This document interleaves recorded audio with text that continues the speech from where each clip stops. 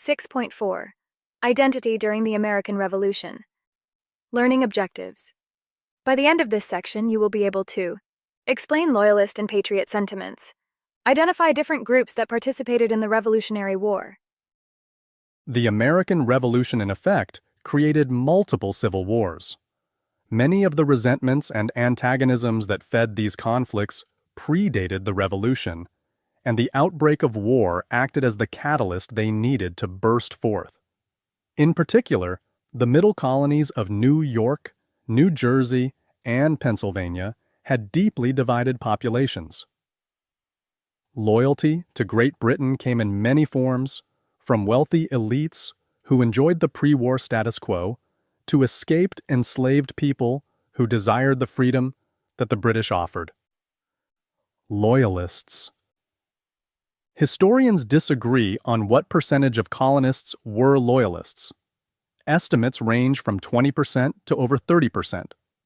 In general, however, of British America's population of 2.5 million, roughly one-third remained loyal to Great Britain, while another third committed themselves to the cause of independence. The remaining third remained apathetic, content to continue with their daily lives as best they could, and preferring not to engage in the struggle. Many Loyalists were royal officials and merchants with extensive business ties to Great Britain, who viewed themselves as the rightful and just defenders of the British Constitution. Others simply resented local business and political rivals who supported the revolution, viewing the rebels as hypocrites and schemers who selfishly used the break with the empire to increase their fortunes. In New York's Hudson Valley, animosity among the tenants of estates owned by revolutionary leaders turned them to the cause of king and empire. During the war, all the states passed confiscation acts, which gave the new revolutionary governments in the former colonies the right to seize Loyalist land and property. To ferret out Loyalists, revolutionary governments also passed laws requiring the male population to take oaths of allegiance to the new states. Those who refused lost their property and were often imprisoned or made to work for the new local revolutionary order. William Franklin, Benjamin Franklin's only surviving son, remained loyal to Crown and Empire and served as royal governor of New Jersey, a post he secured with his father's help. During the war, revolutionaries imprisoned William in Connecticut. However, he remained steadfast in his allegiance to Great Britain and moved to England after the Revolution. He and his father never reconciled. As many as 19,000 colonists served the British in the effort to put down the rebellion, and after the Revolution, as many as 100,000 colonists left, moving to England or north to Canada rather than staying in the new United States. 8,000 white people and 5,000 free black people went to Britain. Over 30,000 went to Canada, transforming that nation from predominantly French to predominantly British. Another sizable group of Loyalists went to the British West Indies, taking enslaved people with them. My story. Hannah Ingraham on removing to Nova Scotia.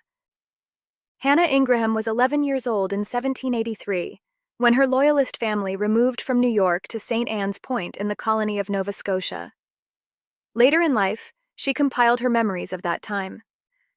Father said we were to go to Nova Scotia, that a ship was ready to take us there, so we made all haste to get ready. Then on Tuesday, suddenly the house was surrounded by rebels, and Father was taken prisoner and carried away. When morning came, they said he was free to go. We had 5 wagon loads carried down the Hudson in a sloop, and then we went on board the transport that was to bring us to St. John. I was just 11 years old when we left our farm to come here. It was the last transport of the season, and had on board all those who could not come sooner. The first transports had come in May, so the people had all the summer before them to get settled. We lived in a tent at St. Anne's until Father got a house ready.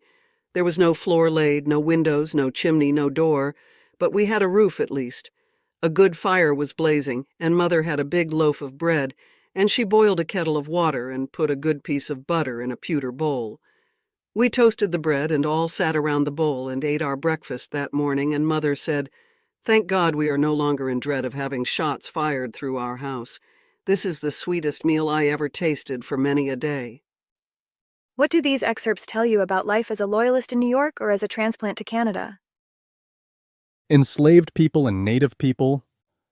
While some enslaved people who fought for the Patriot cause received their freedom, revolutionary leaders, unlike the British, did not grant these allies their freedom as a matter of course. Washington, the enslaver of more than 200 people during the Revolution, refused to let enslaved people serve in the army, although he did allow free black people to serve.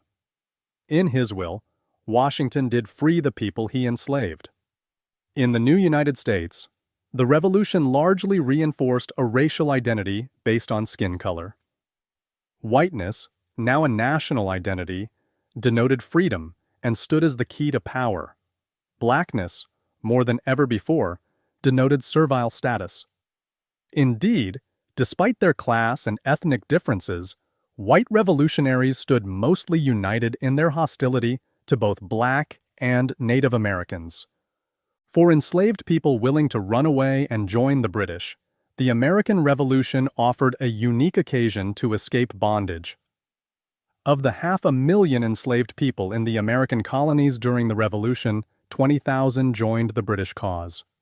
At Yorktown, for instance, thousands of black troops fought with Lord Cornwallis.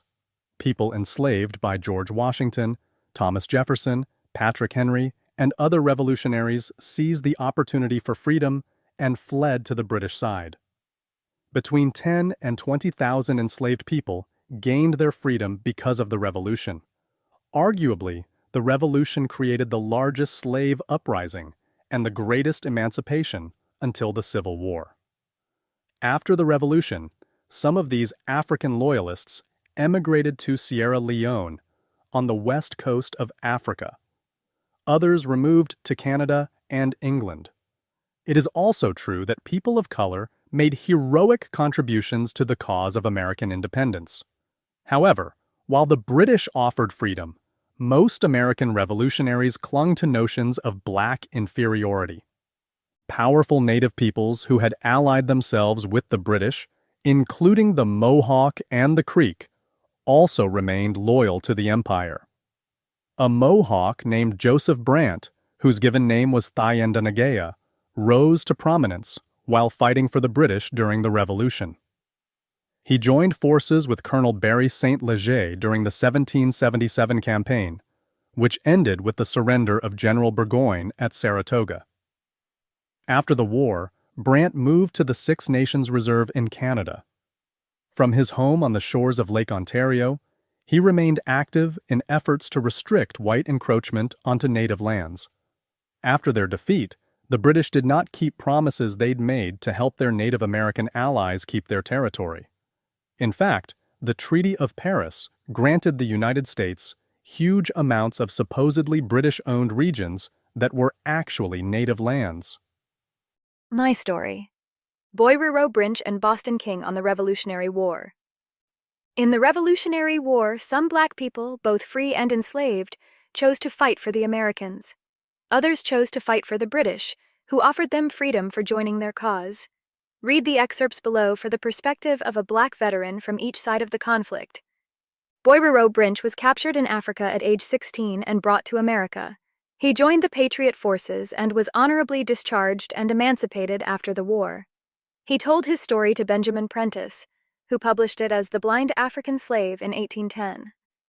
Finally, I was in the battles at Cambridge, White Plains, Monmouth, Princeton, Newark, Frogs Point, Horseneck, where I had a ball pass through my knapsack, all which battles the reader can obtain a more perfect account of in history than I can give. At last, we returned to West Point and were discharged in 1783 as the war was over. Thus was I, a slave for 5 years fighting for liberty. After we were disbanded, I returned to my old master at Woodbury, Connecticut, with whom I lived 1 year, my services in the American War having emancipated me from further slavery and from being bartered or sold. Here I enjoyed the pleasures of a freeman. My food was sweet, my labor pleasure, and one bright gleam of life seemed to shine upon me. Boston King was a Charleston-born enslaved man who escaped his captor and joined the Loyalists. He made his way to Nova Scotia and later Sierra Leone, where he published his memoirs in 1792. The excerpt below describes his experience in New York after the war. When I arrived at New York, my friends rejoiced to see me once more restored to liberty, and joined me in praising the Lord for his mercy and goodness.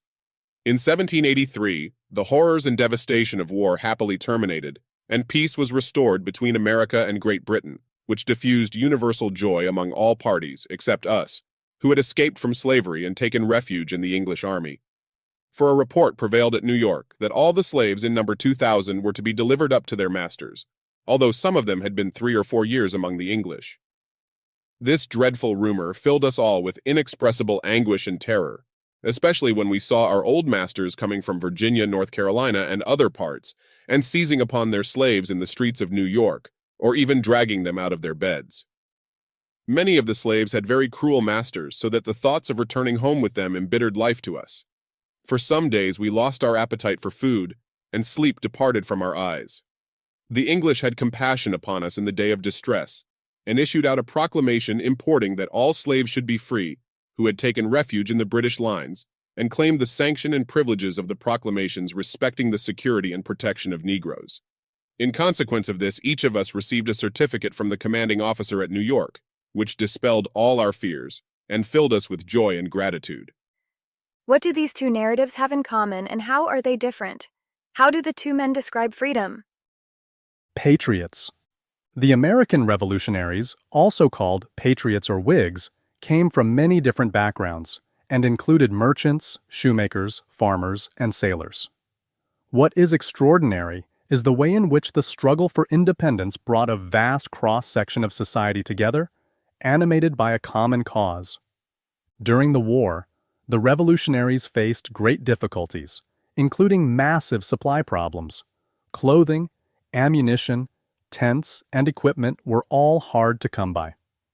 After an initial burst of enthusiasm in 1775 and 1776, the shortage of supplies became acute in 1777 through 1779, as Washington's difficult winter at Valley Forge demonstrates. Funding the war effort also proved very difficult. Whereas the British could pay in gold and silver, the American forces relied on paper money, backed by loans obtained in Europe. This first American money was called continental currency.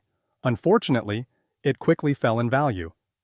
Not worth a continental soon became a shorthand term for something of no value.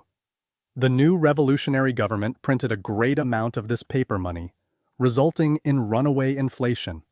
By 1781, inflation was such that 146 continental dollars were worth only $1 in gold.